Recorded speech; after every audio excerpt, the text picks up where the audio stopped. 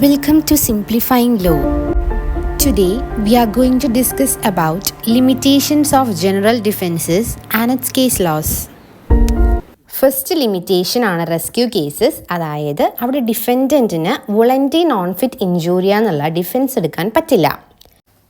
നമുക്കറിയാം voluntary non fit ഇഞ്ചൂറിയ എന്ന് പറഞ്ഞു കഴിഞ്ഞാൽ പ്ലെയിൻറ്റിഫിന് ഹാം വരും എന്നറിഞ്ഞിട്ട് നമ്മൾ കൺസെൻറ്റ് കൊടുത്തു കഴിഞ്ഞാൽ ഡിഫെൻഡൻ്റ് എടുക്കുന്ന ഒരു ഡിഫെൻസാണത്. പക്ഷേ ഇവിടെ പ്ലെയിൻറ്റിഫിന് ഹാം വരും എന്ന് അറിഞ്ഞിട്ടും കൺസെൻറ്റ് കൊടുത്തിട്ടുണ്ട്. പക്ഷെ ആ കൺസെൻറ്റ് ഒരു റെസ്ക്യൂ കേസിനാണെങ്കിൽ ഡിഫെൻഡൻറ്റിന് ഈ വോളണ്ടറി നോൺ ഫിറ്റ് ഇഞ്ചൂറിയ എന്ന് പറഞ്ഞ ഡിഫെൻസ് എടുക്കാൻ പറ്റില്ല. ഇതിൽ ഫസ്റ്റ് വരുന്ന കേസാണ് ഹൈൻസ് വേഴ്സസ് ഹാർവുഡ്. ഇതിൽ ഡിഫെൻഡൻറ്റ് 2 ഹോസിനെ അവിടെ നിർത്തിയിട്ടുണ്ടായിരുന്നു. അപ്പോൾ ആ സമയത്ത് ഒരു കുട്ടി ആ ഹോസിനെ കല്ലെറിഞ്ഞു. അപ്പോൾ ഈ കല്ലെറിഞ്ഞപ്പോൾ ഈ ഹോസ് ഈ കുട്ടീൻ്റെ അടുത്തേക്ക് വന്ന് ഉപദ്രവിക്കാൻ വരുന്ന പോലെ. അപ്പോൾ ഇത് കണ്ടൊരു പോലീസ് ഓഫീസർ ഈ കുട്ടീനെ പ്രൊട്ടക്റ്റ് ചെയ്യാൻ വേണ്ടിയിട്ട് ആ ഹോസിനെ തടഞ്ഞു. അങ്ങനെ ഈ പോലീസ് ഓഫീസറിന് ഇഞ്ചുറി പറ്റി. അപ്പോൾ ഈ പോലീസ് ഓഫീസറിന് അറിയാം ആ കുട്ടീനെ പ്രൊട്ടക്റ്റ് ചെയ്യുമ്പോൾ ചിലപ്പോൾ എന്ത് വരാം, ആ പോലീസ് ഓഫീസറിന് ഹാം വരും എന്ന് അറിയും. പക്ഷേ ഈവൻ ദോ അത് അയാളുടെ ഡ്യൂട്ടിയാണ്. അപ്പോൾ ഇവിടെ ഡിഫെൻഡൻറ്റിന് എന്തെടുക്കാൻ പറ്റില്ല? വോളണ്ടറി നോൺ ഫിറ്റ് ഇഞ്ചൂറിയ എന്നുള്ള ഡിഫെൻസ് എടുക്കാൻ പറ്റില്ല. ഇതൊരു റെസ്ക്യൂ കേസാണ്. അടുത്ത ലിമിറ്റേഷനാണ് ഇന്നെവിറ്റബിൾ ആക്സിഡൻറ്റ്. ഇന്നെവിറ്റബിൾ ആക്സിഡൻറ്റ് എന്ന് പറഞ്ഞു കഴിഞ്ഞാൽ ഒരു ആക്സിഡൻറ്റ് എന്ന് പറയുന്നത് ഒരു അൺഎക്സ്പെക്റ്റഡായി നടക്കുന്ന ഒരു സംഭവമാണ്. നമുക്ക് മുൻകൂട്ടി കാണാൻ പറ്റാത്തതാണ്. അപ്പോൾ ഇന്നെവിറ്റബിൾ ആക്സിഡൻറ്റ് എന്ന് പറഞ്ഞു കഴിഞ്ഞാൽ നമ്മൾ റീസണബിൾ കെയർ എടുത്തിട്ടുണ്ട്. നമ്മൾ ഒരാളെ ഹാം ചെയ്യാണ്ടിരിക്കാനോ അങ്ങനത്തെ കാര്യങ്ങൾക്ക് റീസണബിൾ കെയർ എടുത്തിട്ടുണ്ടെങ്കിൽ പോലും ഒരു അൺഎക്സ്പെക്റ്റഡ് ആയിട്ട് വരുന്ന ഒരു ഇഞ്ചുറീനെയാണ് നമ്മൾ ഇന്നെവിറ്റബിൾ ആക്സിഡൻറ്റ് എന്ന് പറയുക. ഡിഫെൻഡൻറ്റിന് ഇന്നെവിറ്റബിൾ ആക്സിഡൻറ്റ് ഒരു ഗുഡ് ഡിഫെൻസാണ്. 1 ഇൻറ്റൻഷൻ ഇല്ലെങ്കിൽ, 2 റീസണബിൾ കെയർ എടുത്തിട്ടുണ്ടെങ്കിൽ. ഈ 2 കാര്യങ്ങളും ഉണ്ടെങ്കിൽ ഡിഫെൻഡൻറ്റിന് ഈ ഇന്നെവിറ്റബിൾ ആക്സിഡൻറ്റ് എന്ന് പറയുന്നത് ഏറ്റവും നല്ലൊരു ഡിഫെൻസാണ്. ഇന്നെവിറ്റബിൾ ആക്സിഡൻറ്റിന് കുറച്ച് കണ്ടീഷൻസ് ഉണ്ട്. 1 ഡിഫെൻഡൻറ്റ് ഒരു ആക്ട് ചെയ്തിട്ടുണ്ടാവണം. ആ ആക്ട് പ്ലെയിൻറ്റിഫിന് ഒരു ഇഞ്ചുറി പറ്റിയിട്ടുണ്ടാവണം. ആ ഇഞ്ചുറി അൺഎക്സ്പെക്റ്റഡ് ആയിരിക്കണം. ഡിഫെൻഡൻറ്റ് ഒരിക്കലും അത് മുൻകൂട്ടി ചെയ്ത ഒരു ഇഞ്ചുറി ആവാൻ പാടില്ല. റീസണബിൾ കെയർ എടുത്തിട്ടുണ്ടാവണം. അതുപോലെ ഇൻറ്റൻഷൻ ഉണ്ടാവാൻ പാടില്ല. ഇത്രയും കണ്ടീഷൻസ് സാറ്റിസ്ഫൈ ചെയ്താൽ മാത്രമാണ് ഇന്നെവിറ്റബിൾ ആക്സിഡൻറ്റ് ഒരു ഡിഫെൻസായിട്ട് നമുക്ക് എടുക്കാൻ പറ്റുള്ളൂ. ഇതിൽ വരുന്നൊരു കേസാണ് ബ്രൗൺ വേഴ്സസ് കെൻഡിൽ. അതായത് പ്ലെയിൻറ്റിഫിൻ്റെയും ഡിഫെൻഡൻറ്റെയും ഡോഗ്സ് റോട്ടിൽ അടികൂടുമായിരുന്നു.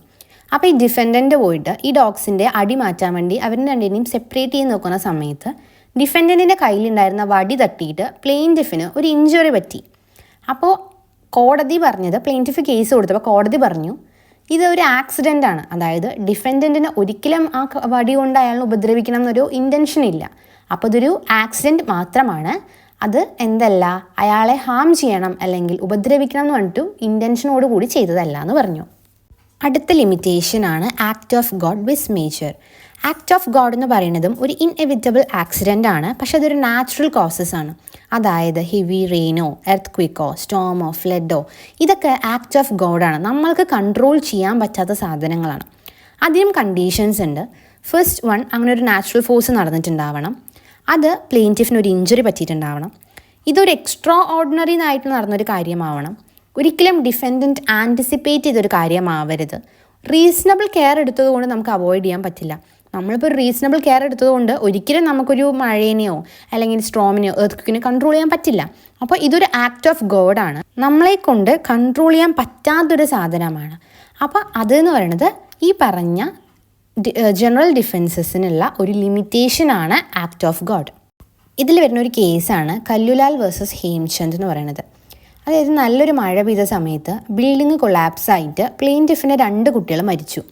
അപ്പോൾ കോടതി ഇതിൽ പറഞ്ഞത് ഇതൊരിക്കലും ഒരു ആക്ട് ഓഫ് ഗോഡ് അല്ല. കാരണം ഇതൊരു മഴക്കാലത്ത് നടന്ന സംഭവമാണ്. നമ്മുടെ കണ്ടീഷൻസിൽ പറയുന്നുണ്ട് എക്സ്ട്രാ ഓർഡിനറി നടന്നൊരു സംഭവം ഇരിക്കണമെന്ന്. മഴക്കാലത്ത് മഴ പെയ്യും അല്ലെങ്കിൽ ഇങ്ങനെ സംഭവം ഉണ്ടാവും എന്നുള്ളത് എല്ലാവർക്കും അറിയാവുന്നൊരു കാര്യമാണ്. നമ്മൾ റീസണബിൾ ആയിട്ടുള്ള ഒരു കെയർ എടുക്കണം, അല്ലെങ്കിൽ ബിൽഡിങ്സ് കുറച്ചുകൂടി സ്ട്രെങ്തൻ ചെയ്യാനുള്ള കാര്യങ്ങൾ ചെയ്യണം. അപ്പോൾ അത് ചെയ്യാത്തത് കൊണ്ട് പറ്റിപ്പോയൊരു ആക്റ്റാണിത്. അപ്പോൾ അതുകൊണ്ട് തന്നെ ആക്ട് ഓഫ് ഗോഡ് ഒരു ഡിഫെൻസ് ആയിട്ട് എടുക്കാൻ പറ്റില്ല എന്ന് പറഞ്ഞു. അടുത്ത കേസിലോ ആണ് നിക്കോൾസ് വേഴ്സസ് മാർഷ്ലാൻഡ്. ഇതിലെ ഡിഫെൻഡൻറ്റ് ആർട്ടിഫിഷ്യലായിട്ടൊരു ലേക്ക് ഉണ്ടാക്കി. നാച്ചുറൽ സ്ട്രീംസിൽ നിന്നുണ്ടാക്കിയ ഒരു ആർട്ടിഫിഷ്യൽ ലേക്കായിരുന്നു അത്. അപ്പോൾ പെട്ടെന്നൊരു എക്സ്ട്രാ ഓർഡിനറി റെയിൻഫോൾ ഉണ്ടായി. ഹ്യൂമൻ മെമ്മറിയിൽ പോലും ഇല്ലാണ്ടിരുന്ന അത്രയും പെട്ടെന്നുണ്ടായിരുന്ന ഒരു റെയിൻഫോൾ ആയിരുന്നു ഇത്. ആ വെള്ളം പെട്ടെന്ന് കയറിയിട്ട് പ്ലെയിൻറ്റിഫിൻ്റെ ബ്രിഡ്ജസിൽ കൂടെ ഓവർഫ്ലോ ആയി. അപ്പോൾ പ്ലെയിൻറ്റിഫ് കേസ് കൊടുത്ത സമയത്ത് കോടതി പറഞ്ഞു ഇതൊരിക്കലും ഒരു ഇൻറ്റൻഷനോട് കൂടി ചെയ്തൊരു കാര്യമൊന്നുമല്ല, പിന്നെ ഇതൊരു എക്സ്ട്രാ ഓർഡിനറി നടന്ന സംഭവമാണ്, അതുകൊണ്ട് ഇവിടെ ഡിഫെൻഡൻറ്റ് ലയബിൾ അല്ല എന്ന് പറഞ്ഞു. ഇതൊരു ആക്ട് ഓഫ് ഗോഡിൻ്റെ അണ്ടറിൽ വരുന്ന ഒരു സംഭവമാണെന്ന് പറഞ്ഞു. അടുത്ത ലിമിറ്റേഷനാണ് പ്രൈവറ്റ് ഡിഫെൻസ്. അതായത് ലോ നമുക്ക് പറയുന്നുണ്ട് ഒരു റീസണബിൾ ഡിഗ്രിയോ ഒരു റീസണബിൾ ഫോഴ്സോ നമുക്ക് യൂസ് ചെയ്യാം ഒരാൾക്ക് അയാളെ തന്നെയോ അതല്ലെങ്കിൽ അയാളുടെ പ്രോപ്പർട്ടീനെയോ പ്രൊട്ടക്റ്റ് ചെയ്യാൻ. പക്ഷേ ഒരിക്കലും ഈ ഫോഴ്സ് എക്സസീവ് ആവാൻ പാടില്ല, ഒരുപാട് ആവാൻ പാടില്ല. ഒരു റീസണബിൾ ആയിട്ടുള്ള ഫോഴ്സോ ഡിഗ്രിയോ നമുക്ക് എടുക്കാൻ പറ്റും. അതിന് നമ്മൾ പറയുന്നതാണ് റൈറ്റ് ഓഫ് പ്രൈവറ്റ് ഡിഫെൻസ് എന്ന്. അടുത്ത കേസാണ് രാമോഞ്ചൽ മുണ്ടൽ വേഴ്സസ് എം ഗംഗൻ എന്ന് പറയുന്ന കേസ്. ഇതിൽ ഡിഫെൻഡൻറ്റ് ഒരു ലാൻഡ് ഓണറായിരുന്നു. അപ്പോൾ ആ ലാൻഡിനെ പ്രൊട്ടക്റ്റ് ചെയ്യാൻ വേണ്ടിയിട്ട് ഒരു ഇലക്ട്രിക് വയർ കൊടുത്തിട്ടുണ്ടായിരുന്നു മൃഗങ്ങളൊന്നും വരാതിരിക്കാൻ. അപ്പോൾ പ്ലെയിൻറ്റിഫ് എന്ത് ചെയ്തു എന്ന് പറഞ്ഞു കഴിഞ്ഞാൽ ഈ ഡിഫെൻഡിൻ്റെ ലാൻഡിൽ കൂടെ പാസ് ചെയ്തു. അയാളുടെ സ്വന്തം സ്ഥലത്ത് പോകാൻ വേണ്ടിയിട്ടാണ് ഈ രാത്രി പാസ് ചെയ്തത്.